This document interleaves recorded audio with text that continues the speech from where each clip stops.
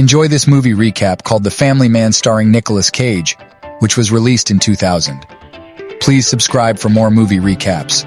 Jack Campbell, Nicolas Cage, and Kate Reynolds, T. Leone, are bidding farewell to one another at the airport in 1987 as Jack prepares to fly to London for a one-year internship. Kate tells Jack that she loves him very much and that she has a horrible feeling about him leaving. She wants him to remain instead. Before boarding the plane, Jack assures Kate that he loves her as much and that their one-year separation won't alter their feelings. 13 years later, Jack Campbell is a successful Wall Street executive who is unmarried and living the high life in New York City. To the chagrin of some of his employees, he has arranged an emergency meeting on Christmas Day in order to secure the success of a highly crucial merger that would likely cost roughly $130 billion. They will all be so wealthy when the sale is completed, according to Jack, that they won't care that they had to skip Christmas to make it happen. Family is obviously meaningless to him. On Christmas Eve, Jack is astonished to learn that his long-lost love Kate has attempted to reach him.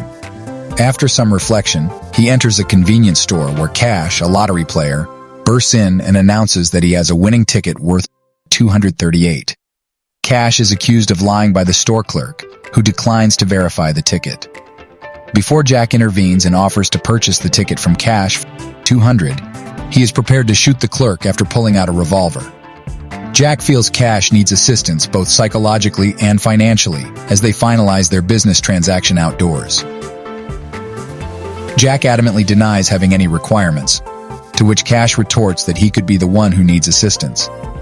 Cash tells Jack in a coded message before leaving that he brought this on himself. Jack returns to his penthouse, where he passes out.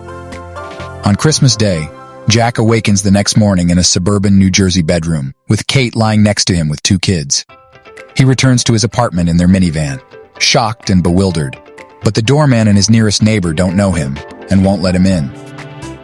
Jack points to a board where his name is often listed as the business president, but is astonished to see that it is not there. Jack walks outside in confusion and runs into Cash, who is now operating Jack's Ferrari on the street. Cash states he doesn't know what the glimpse is about or what Jack is supposed to find out, but he adds that he is having a glimpse of another reality in order for him to understand something. He then hands him a bike bell and walks away. Jack returns home, where he realizes that he is living the life he could have had if he had chosen to stay with Kate instead of choosing his career. Instead, he has a modest family life where he is a tire salesman and Kate is a non-profit lawyer. The wealthy Jack doesn't understand the value of this life.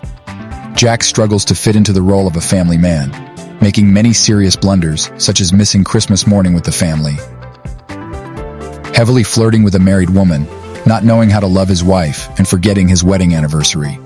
But Jack eventually gets a break when Annie, his little daughter, points out that while he may look like her father, he isn't.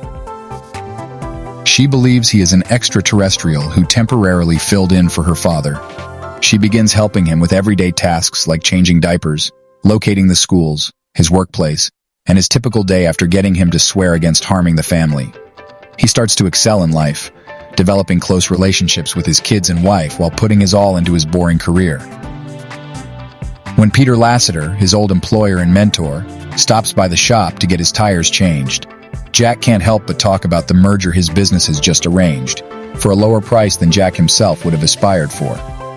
Jack is given the opportunity to meet with the chairman and the company president after the chairman is pleased by his business acumen and ideas.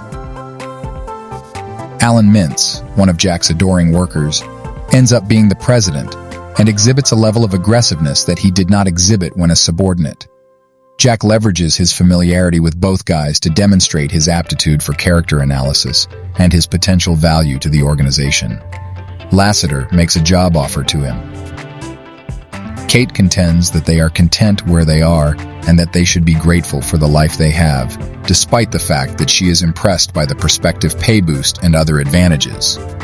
In addition, she contends that Jack's new line of work would either separate him from his kids or compel them to leave a house and a school they currently like.